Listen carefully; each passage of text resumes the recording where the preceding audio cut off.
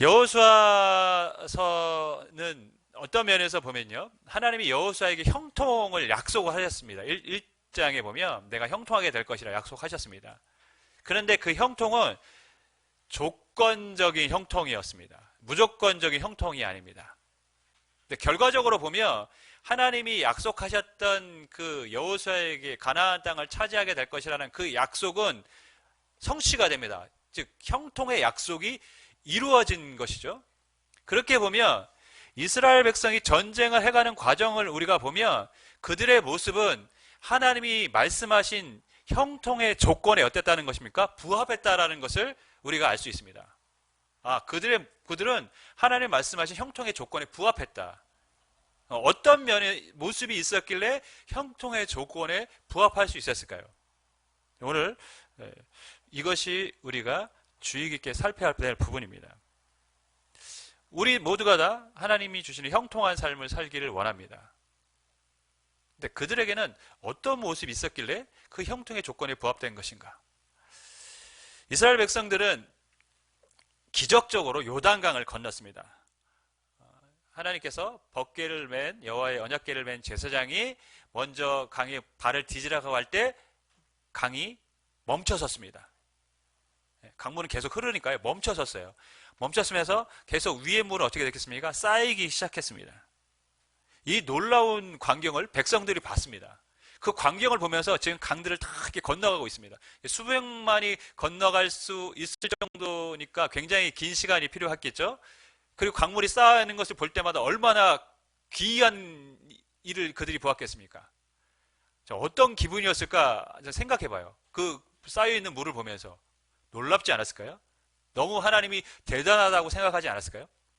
그러면서 마음속에는 어째 이런 일이, 그죠? 어째 이런 일이. 하나님이 우리와 함께 계신다? 하나님이 우리를 지켜주신다? 하나님이 우리를 인도하고 계신다? 확신을 갖는 것이죠. 그리고 가나안 땅과의 전쟁에서 반드시 우리가 어떻게 될 거라고 믿겠습니까? 승리할 것이다. 왜? 하나님 지금 우리와 함께 계시고 이런 놀라운 일을 행하시고 있기 때문에 우리는 기필코 전쟁에서 승리할 것이다. 그런 마음으로 다 요단을 건넜을 것입니다. 그런데 하나님께서 바로 여리고로 진격을 해야 되는데 거기서 하나님이 멈춰 하시는 것입니다. 멈추라는 것입니다. 길갈에 모여 있는데 남자들은 다 할례를 행하라는 것이죠. 광야에 있을 때 이스라엘 백성들이 할례를 못 받았기 때문에 가나안 땅에 들어왔으니까 너희가 이제 할례를 받으라는 것입니다. 근데 이 하나님의 명령은 두 가지 측면에서 굉장히 좋지 않은 명령입니다. 첫째는 전쟁의 승기를 잡을 수 있는 최적의 때를 놓치는 상황입니다. 여러분, 사기가 막 충천해 있습니다. 하나님이 우리와 함께 계신다. 하나님 우리를 지켜주신다. 여러분, 그때 전쟁해야 되는 거 아닙니까? 또 할례를 행하면 굉장히 고통스럽거든요. 그리고 오랫동안 힘든 상황이 지속이 됩니다. 그러니까 신체적으로도 전쟁을 하기에는 부적합한 상황들이 오래 지속됩니다. 그렇기 때문에 실은 요단강을 건너자마자 전쟁을 하는 게 어떤 면에서는 가장 좋은 전쟁할 수 있는 때입니다. 승리할 수 있는 상황이죠. 근데 하나님은 뭐라고 말씀하십니까? 멈추라는 겁니다. 멈춰. 두 번째는 굉장히 위험한 명령이죠. 할례 행하면 남자들이 며칠간 제대로 움직이지도 못합니다. 걷지도 못합니다. 막 제대로 뛰지도 못해요. 적들이 알고 공격하면 어떻게 됩니까? 여리고성에 있고 길갈에 있는데 이 소식을 알고 여리고에 있는 군사들이 쳐들어오면 어떻게 됩니까? 다 죽는 겁니다. 싸워보지도 못하고 죽는 거죠. 그런 위험한 작전을 행하라고, 위험한 명령을 행하라고 하셨어요.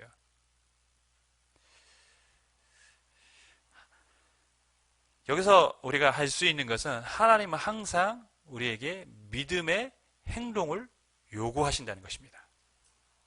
어떤 일을 행하실 때 믿음의 행동을 요구하십니다. 요단강을 건넌 때에도 언약궤를 맨 제사장이 발을 먼저 뒤지라고 하셨습니다. 믿음의 행동을 요구하셨습니다. 여리고 전쟁을 앞두고 길갈에서 할례를 받으라고 하셨습니다. 믿음의 행동을 요구하십니다. 이 믿음의 행동을 우리가 다른 표현으로 하면 하나님의 테스트입니다. 우리의 믿음을 테스트하고 계시죠. 하나님은 우리에게 어떤 일을 행하시기 전에 항상 테스트를 하십니다. 아브라함에게는 어떤 테스트를 하셨습니까? 자기의 가장 귀한 독자 이삭을 번제로 바치라는 믿음의 테스트를 하셨습니다. 하나님은 그 테스트를 통과한 아브라함에게 복을 주셨고 큰 민족이 되게 하셨고 구속의 역사에 하나님 앞에 쓰임받게 하셨습니다. 하나님이 약속하신 형통을 우리가 받기 전에 무엇이 있음을 알아야 됩니까? 하나님이 주시는 믿음의 테스트가 있다. 이 믿음의 테스트를 모두 다 통과할 수 있기를 주님의 이름으로 간절히 축원하겠습니다. 우리에겐 그런 믿음의 테스트가 분명히 다가올 것입니다.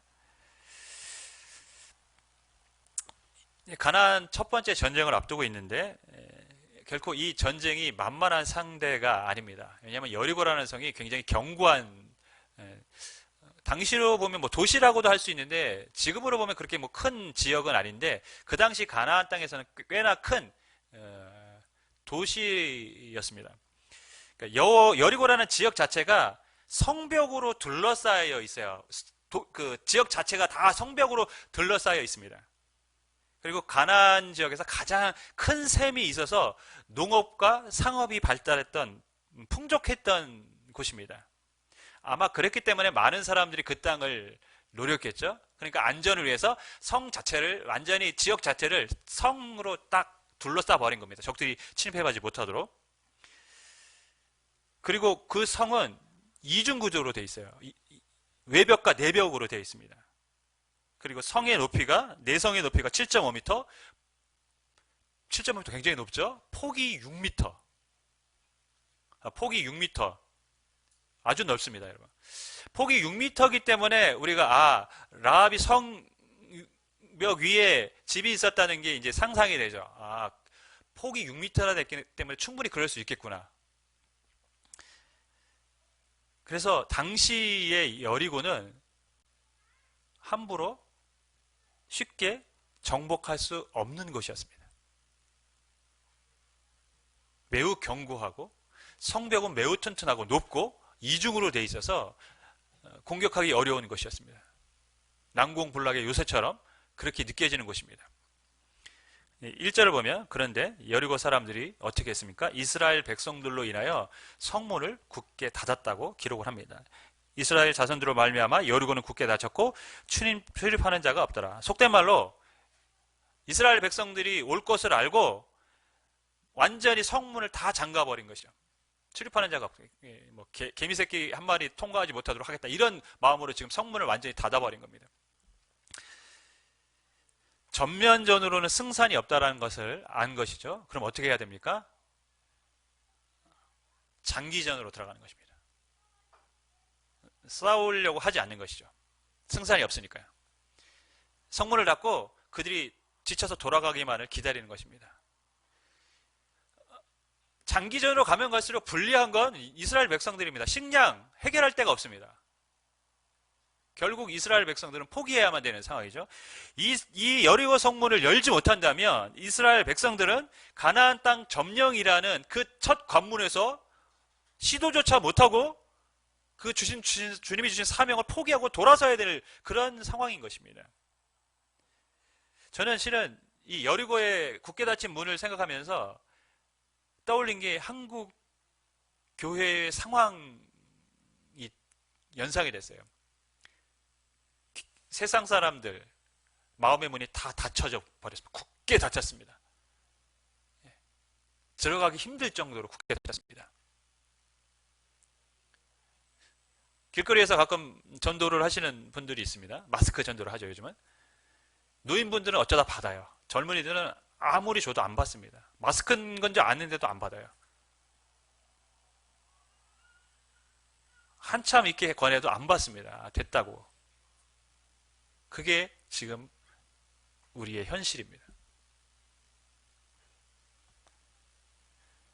주일학교 숫자는 줄어들고 기독교에 대한 반감은 커져갑니다. 교회를 향한 세상의 문이 완전히 닫혀져 버렸습니다. 이 문을 열지 못하면, 이스라엘 백성이 여리고를 점령하지 못하면 가나안 땅 점령이라는 하나님이 주신 사명을 첫 발도 내딛지 못하고 포기해야 할 수밖에 없듯이, 우리가 지금 이 세상에 닫혀진 문을 열지 못하면 교회에 주신 사명은 결코 이룰 수가 없습니다. 이 문을 열어야 됩니다. 어떻게 열어야 할까요? 오늘 말씀을 통해서 그 비결을 한번 찾았으면 좋겠습니다. 이 3절에서 5절까지 읽으면 하나님께서 여리고서 점령을 위한 작전 명령을 주십니다.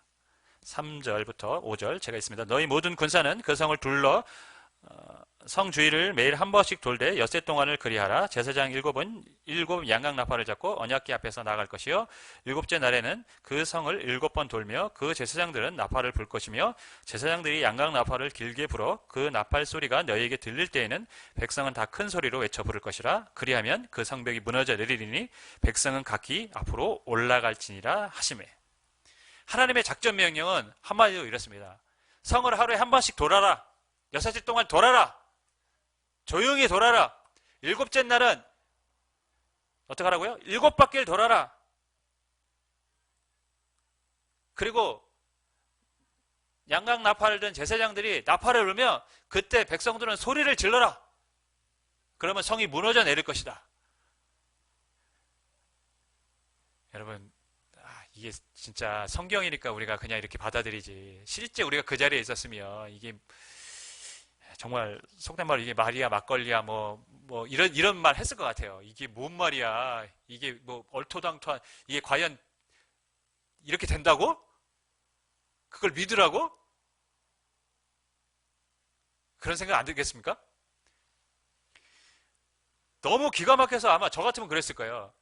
우리가 그렇게 돌고 있는데, 성벽을 돌고 있는데, 지금 여리고 사람들이 이스라엘 백성이 오는 걸 모르는 것도 아니고 공격하고 온다라는 거 알고 다 성벽을 굳게 닫고 지키고 있는데, 그들이 보고 있다가 화살이라도 쏘면 어떡합니까? 저 같으면 그런 얘기 했을 것 같아요. 아니, 그러면 다 죽는 거 아닙니까? 이게 가능합니까? 그리고 뭐 소리를 지르라뇨. 마지막 날 뭐 망치를 걸고 가서 성벽을 쳐라 뭐 이런 것도 아니고. 여러분, 굉장히 무모한 작전이죠. 그리고 상식 밖의 작전입니다. 할례를 받으라는 것도 상식 밖이었는데 이것도 지금 상식 밖에입니다. 뭡니까? 그들의 믿음을 테스트하고 계십니다. 내 말에 순종할 것이냐 안 할 것이냐, 또 테스트를 하고 계십니다. 이 테스트를 통과해야만 그들은 여리고를 점령하고 다음 단계로 나아갈 수 있습니다. 마치 가나안 땅 전쟁은 그런 서바이벌 게임 같은, 혹은 무슨 단계를 거쳐가는 게임 같은 느낌이 들어요. 이 단계의 테스트를 통과하면 다음 단계를 갈 수 있고, 또 테스트를 통과하면 다음 단계를 갈 수 있고, 이렇습니다. 여러분, 아이성은 실패하죠. 왜 실패했을까요? 하나님의 테스트에 실패했거든요. 자기들 멋대로 했거든요. 지금 테스트를 지금 계속 하고 계십니다. 어떻게 테스트를 통과했을까요? 3절을 보면 하나님이 이 성을 돌 때 순서를 정해 주십니다. 저희 본문을 보면 그 순서가 뭐냐면, 무장한 군인이 돌고 7명의 제사장이, 양각 나팔을 든 제사장이 그 다음에 줄을 서고, 그 다음에는 언약궤를 맨 제사장들이 서고, 그 다음에 후군, 백성들이 따르는 것입니다.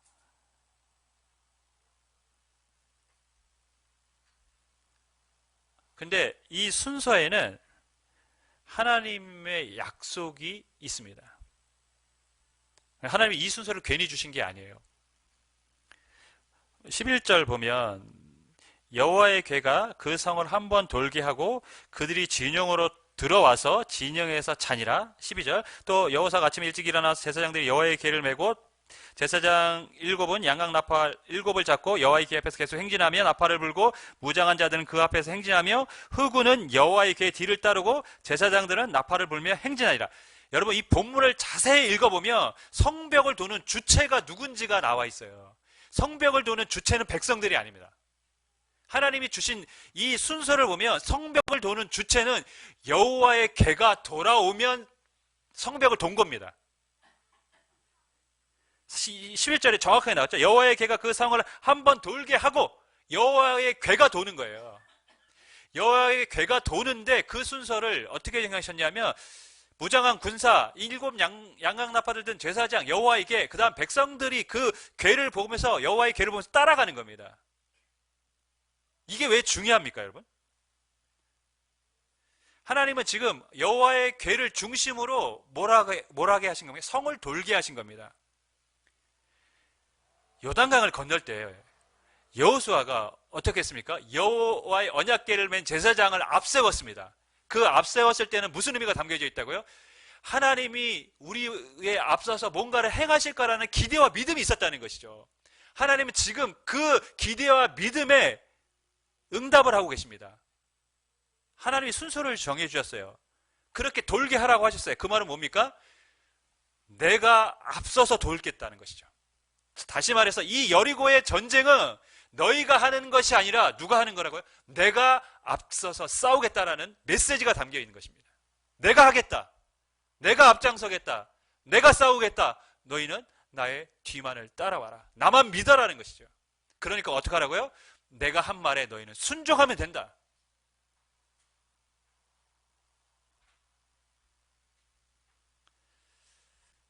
여러분, 아브라함에게 하나님이 이삭을 바치라고 할 때 하나님이 무엇을 준비하셨습니까? 테스트만 하신 게 아니에요.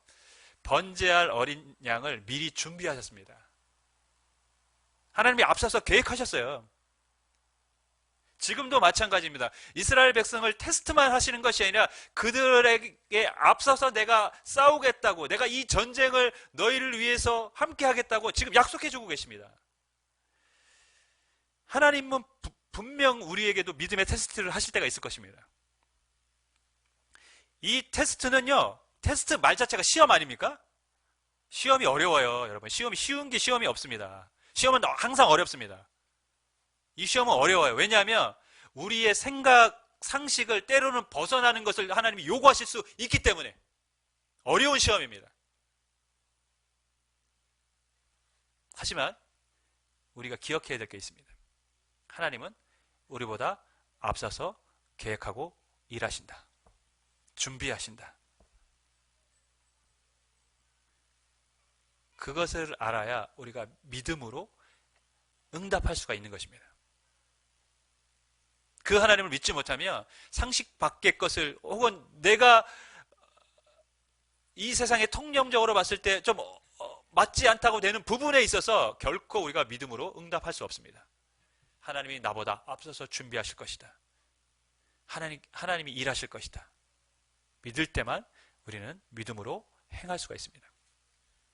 근데 저는 이 본문을 보면서 왜 하나님은 그런 무장한 군사들을 앞세웠을까 한번 생각해 봤어요. 여러분, 언약궤를 앞세우시는 게 맞지 않을까요? 근데 하나님은 무장한 군사를 앞세웠습니다. 그리고 제사장 7 나팔 든 제사장을 뒤에 서게 하고 언약궤를 맨 제사장을 그 뒤에 놨습니다. 무장한 군사들의 역할은 무엇일까요? 언약궤가 안전하게 돌 수 있도록, 혹시 만에 하나 어떠한 상황이 발생했을 때 대처할 수 있도록 그들을 앞세우신 것입니다. 다시 말해서 그들은 언약궤가 안전하게 돌 수 있도록 하나님이 대비해 두신 것이죠. 어떤 일이 벌어질지 모르는 유사시에 가장 최선봉에 선 사람들입니다. 가장 위험한 역할을 맡은 사람들입니다. 하지만 가장 빛나는 역할은 아니었습니다. 여러분, 우리가 언제 여리고성 이야기를 들으면서, 가나안 전쟁에 대한 여호수아의 이야기를 들으면서 이 무장한 군사들에 주목한 적이 있습니까? 우리는 없습니다. 언약궤를 맨 제사장이나 여호수아에 집중합니다. 하나님 나라에 보이지 않는 곳에서 헌신하는 일꾼들이 있습니다. 하나님이 그들을 사용하십니다. 빛나지 않지만 하나님은 그들의 가치를 인정해 주십니다. 이전엔 교회에 전도 프로그램 중에 12주짜리 전도 프로그램이 있었어요. 70대 할머니 분이 초대돼서 70대 후반인데 전도 프로그램에 참여해서 이제 오게 된 겁니다. 주중에 이제 하는 전도 프로그램이었는데 예수님은 누구신지, 기도가 뭔지 뭐 강의를 듣습니다. 여러분 70대 후반의 할머니가 강의를 들으면 뭘 알겠습니까? 솔직히 예. 무슨 말씀인지 잘 몰라요. 근데 그 전도 프로그램 과정 중에 1박 2일 수양회가 있어요. 수양회가 있었는데 수양회에서 끝나고 이제 간증하는 시간이 있는데 그 할머니가 이제 간증을 하십니다. 예수님을 만나서 너무 은혜로웠어요. 이렇게 말하면 좋았겠지만 그 할머니의 말씀은 교회 와서 너무 좋다라는 거예요. 따뜻한 밥 먹어서 너무 좋다. 왜냐하면 그 프로그램 중에는 식사를 대접하는 항상 점심 식사나 저녁 식사를 대접을 했거든요. 근데 이 할머니를 담당했던 이 리더분이 계세요. 수양회 때 이 할머니가 따뜻한 밥 먹어서 좋다라는 말을 듣고 나서 마음이 아프셨던 거예요. 왜냐하면 평상시에는 그럼 뭐 했다는 겁니까? 따뜻한 밥을 잘 못 먹었다는 이야기니까. 수양회 끝나고 이제 집에 가시는데 혼자서도 밥 먹으시는 게 이제 마음에 걸린 거죠. 따라가서 식당에 가서 밥 사드리고 또 뭔가 챙겨서 이렇게 할머니를 집까지 이제 모셔다 드렸습니다. 그 후에 어떤 일이 일어나는지 아십니까? 이 할머니가 12주를 다 참석했을 뿐만 아니라 교회에 등록을 하셨습니다. 근데 그게 끝이 아닙니다. 이 이야기를 듣고 딸과 사위가 교회에 등록을 했습니다. 손주 둘을 데리고. 이런 교회가 있어? 세상은 중요한 역할을 했던 사람만 기억을 합니다. 그러나 하나님은 보이지 않는 곳에서 헌신하는 사람들을 기억하십니다. 또 그런 사람들을 통해서 하나님의 나라는 세워져 가는 것입니다. 무장한 군인들처럼 최선방에서 가장 위험한 일을 맡았지만 하지만 누구에게도 알려지지 않았던 사람들, 그들이 있었기에 가나안 땅 점령이 이루어질 수 있었다는 것입니다. 오늘 말씀해 주는 교훈이 있습니다. 첫 번째, 내 판단을 앞세우지 마라. 멈추라는 것입니다. 나의 판단을 멈춰라. 제가 명절 때마다 이동하면 항상 깨닫는 게 있어요. 이동할 때마다 항상 변함없이 깨닫는 한 가지 진리. 내비는 언제나 옳다. 정말입니다, 여러분. 모르는 길을 갈 때는 어쩔 수 없이 내비를 따라가죠. 우리가 내비게이션 안내하는 거 따라갑니다. 그런데 아는 길이 나오면 자꾸 내비가 안내하는 길 말고 다른 길로 가고 싶은 욕구가 막 생겨요. 왜냐하면 내가 전에는 이 길로 갔을 때 더 빨랐는데 내비는 자꾸 뭐 우회하는 도로를 알려준다니까 다른 길로 안내를 해요. 그러면 이 길로 가는 게 더 빠를 텐데? 그럼 어떡합니까? 그 길을 선택합니다. 그러나 좀 가다 보면 앞에 차들이 쫙 늘어서 있는 것을 보게 됩니다. 그러면 그때 깨닫죠. 아, 이래서 우회시켰구나. 내비 말을 들을 걸. 근데 매년 그래요. 매년. 희한하게. 그래서 그때마다 아, 내비는 항상 옳았는데. 여러분, 하나님은 성을 둘 때 백성들에게 한 가지 하지 말라는 명령을 하셨습니다. 무슨 말씀인지 아십니까? 무슨 명령인지 아십니까? 소리를 내지 말라고 하셨어요. 말하지 말라고 하셨습니다. 저는 완벽한 하나님의 계획이고 흔히 말하는 신의 한 수라고 생각하는 부분입니다. 말하지 말라 명령하지 않았으면 어떻게 됐을까요, 여러분? 돌면서 온갖 잡소리, 궁시렁, 불평, 불만 다 쏟아져 나왔을 겁니다. 이게 말이 돼? 이게 돌면 되는 거야? 안 그랬을까요? 야, 이러다 죽으면 어떡하냐? 그러면 그런 모든 부정적인 생각들이, 마음들이 다 퍼져갔을 거예요. 하나님은 근데 그들에게 아무 말도 하지 말라고 하셨어요. 무슨 말씀입니까? 너희들의 생각, 판단을 멈추라는 겁니다. 하나님의 말씀을 듣고 그냥 따라가라는 겁니다.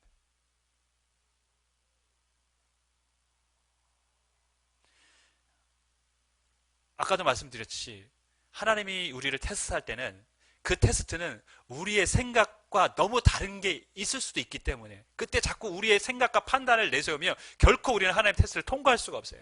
그러니까 하나님은 말하지 말라는 거예요. 그리고 순종해라. 두 번째, 끝까지 순종해라 라는 메시지를 전해주고 있습니다. 여러분, 첫째 날에 무너뜨리면 안 되십니까? 제가 궁금해서 저도 하나님 첫째 날에 무너뜨리시면 안 됐을까요? 아니면 여섯째 날까지 한 바퀴고 그죠? 일곱째 날 7바퀴 돌면 총 13바퀴잖아요. 그러면 하루에 13바퀴 돌고 소리치면 안 됐을까요? 왜 굳이 일곱째 날까지 가서 일곱째 날은 또 한 바퀴도 아니고 7바퀴 돌고 그 다음 또 양강나팔 불고 소리를 지르라고 하십니까? 하루 돌고 이틀 돌고 성벽이 균열이라도 생기면 얼마나 좋습니까? 정말 성벽이 무너질 수 있나 보다. 우리가 도니까 뭔가 조짐이 보인다. 그리고 뭔가 희망과 긍정적인 욕구가 생기지 않겠습니까? 그래 하면 되겠구나. 근데 아무런 변화가 없습니다. 마지막 날 7바퀴 돌고서도 아무런 변화가 없어요. 그런데 성벽은 언제 무너집니까? 제사장들이 양강나팔을 불고 백성들이 그때 소리를 지를 때에 무너져 내립니다. 무엇을 하나님이 원하셨을까요? 끝까지 순종하라는 것이죠. 끝까지 믿어라. 판단을 멈추되 끝까지 멈추고 하나님의 말씀에 순종해라.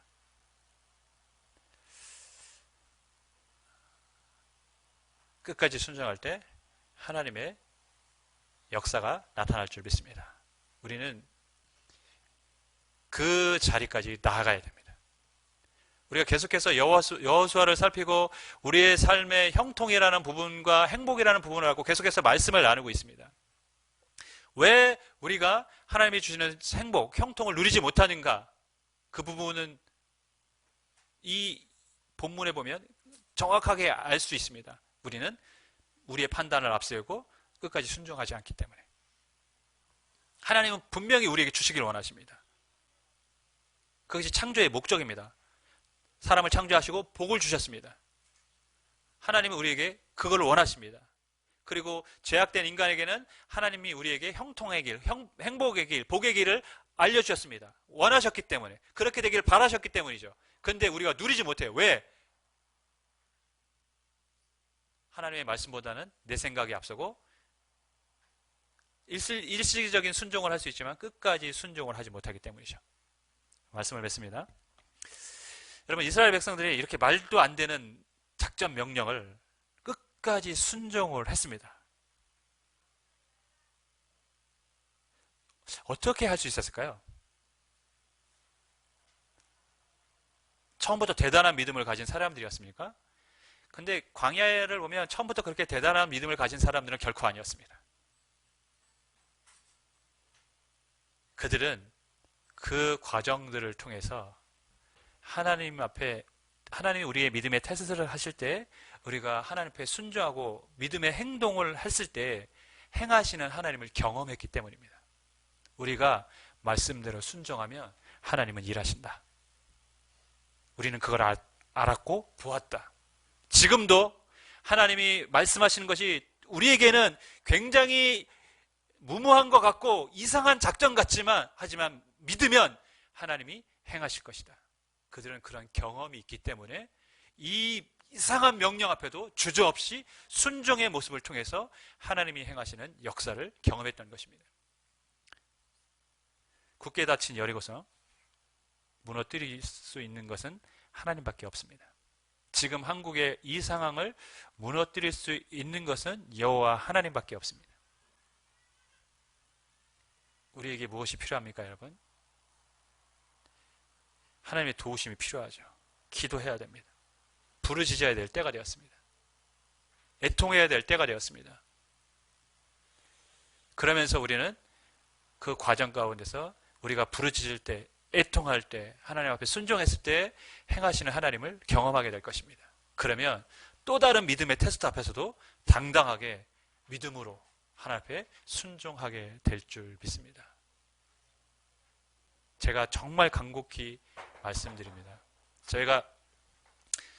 저에게 지난번 교회에 있던 한 권사님이 저에게 안부차 연락이 오셨어요. 목사님, 코로나인데 어떻게 지내세요? 막 이렇게 연락이 오셨어요. 그래서 저는 늘 똑같은 말 합니다. 잘 지내고 있습니다. 걱정하지 마세요. 잘 지내고 있습니다. 걱정하지 마세요. 제가 그렇게 인사를, 걱정하시니까. 그러면서 제가 답을 나중에 통화가 끝나고 나서 카톡으로 글을 하나 써드렸어요.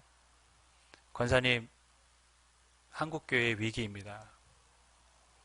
10년, 20년 뒤에 한국교회가 어떻게 될지 아무도 지금 장담할 수 없습니다. 건강하셔서, 권사님이 하실 일이 너무 많습니다.